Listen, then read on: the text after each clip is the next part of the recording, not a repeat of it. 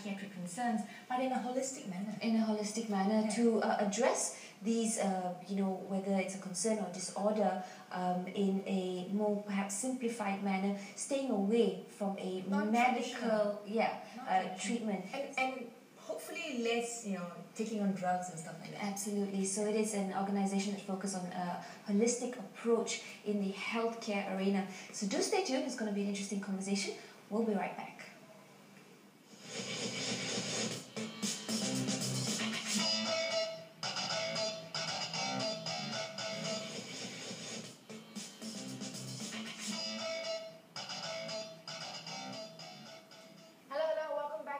Today you're joining me, Elaine Otla, as well as a very, very special guest all the way from India. We have Rashmi Ayappa here with us.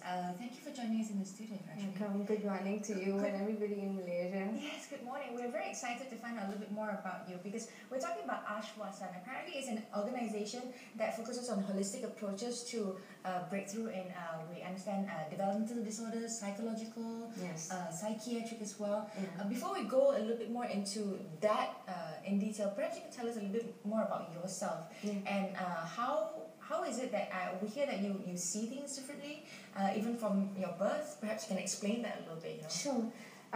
When I say see things differently, I mean I wouldn't know that I was seeing differently. Yes, because that's what you see. That's normal to you, right? Exactly. Okay. So I mean, by birth, when you are experiencing life, in a certain way, you think everybody around you is exactly like that. Yes, true. And then you grow up and you mingle with people and you go into school and then you talk and they talk differently from you. Yes.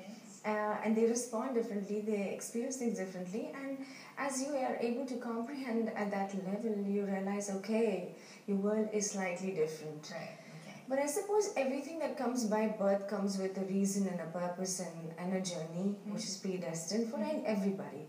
And I suppose that's how I look at myself. I mean, I wasn't perplexed as to why is it different for me.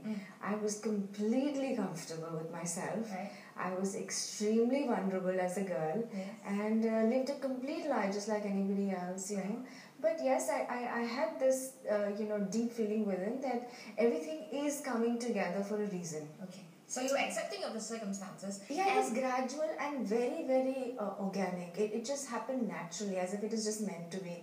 I give no credit to myself, it's just nature, the roses have to blossom from a bud and it happens naturally, so, and I suppose it took a long time and I'm glad it did because in those 30 years of my life, everybody thought of me exactly like they were, but I knew the real story behind and I realized that was just helping me to bridge the gap between them and me in a manner that would help me in reaching out to this world, and so that was the best thing that ever happened in 30 years of being able to sort of live in a dual world. Was beautiful for me because I had best of both the worlds. Yes. I knew that okay, the door is going to open and I'm going to walk through that and I was going to be prepared and more mature. And I was going to be in a position to know that I will never have to say no to anybody who walked in to ask for help. Right. So how has that translated into, reaching out and helping people? What are you able to assist with? Okay. So, like I said, everything comes with a purpose. I did not know that till very early, but when I crossed 30, it was a revelation and it really happened in a very natural way for me. I just knew one day I had to start an organization. So that is the worldly setup we're talking about. And while I did that on the outside world, with the internal side that was going on with me is that any condition a person walked in with, I would look at them and have a clear, aspect of where is this issue coming from. So if you looked at me right now, you'd be able to have an idea? Yeah, absolutely. If a person says, look, I have a problem with asthma, and they come to you and they want, a cure or a remedy for it, you look at them and you know that the real reason they've come to you is not asthma. Right. Okay, it's deep-seated anger. Right. Okay, resentment. That's causing this yes, symptoms? Exactly. It's caused... It was a symptom and then it developed into a condition called asthma. Right. So when you realize that and you're able to pinpoint that exact point as to where is this originating from, you feel a relationship with this person, and you feel responsible to hold their hand and walk them through that. Right. So it's essentially going back to the root of the problem as opposed to what's appearing on the surface, and you're able to get to the bottom of it. Absolutely. Right. And why is it like that? There are two worlds. There is a world of the matter, and there's a world of the energy. Yes. And these two have to come together to make life. Okay, and you talk about the matter, which is our body. The body actually has a realization or an experience because there is an energy that is working with this matter. Right.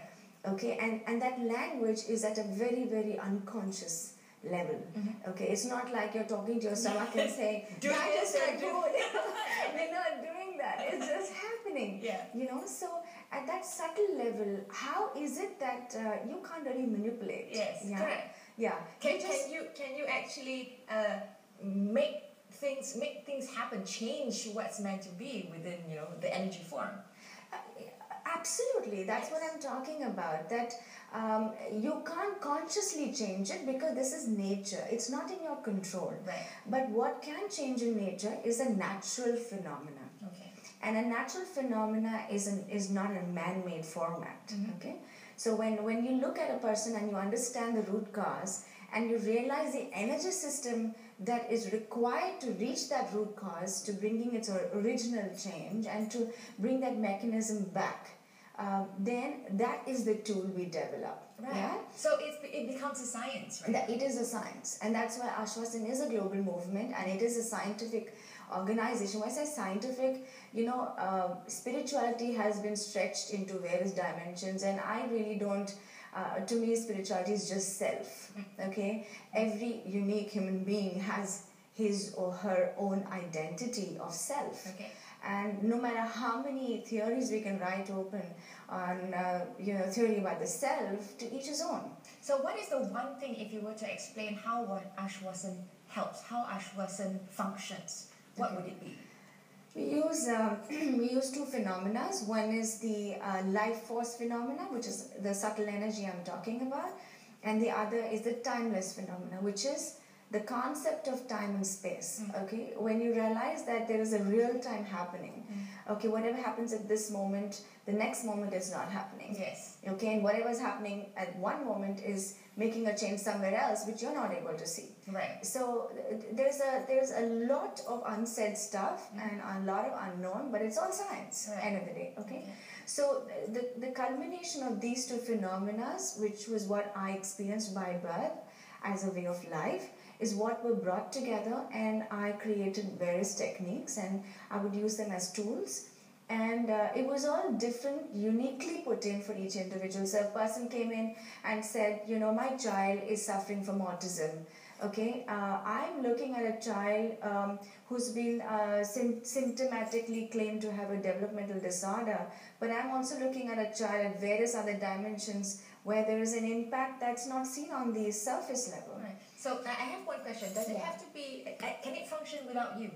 Absolutely. Oh, so it can independently function, like, with this technique, somebody will be able to help and diagnose and address these issues as well. Yeah, it's a different format. Something inborn you can't teach somebody. Correct. But, that's what I said. With time, everything happened naturally for me.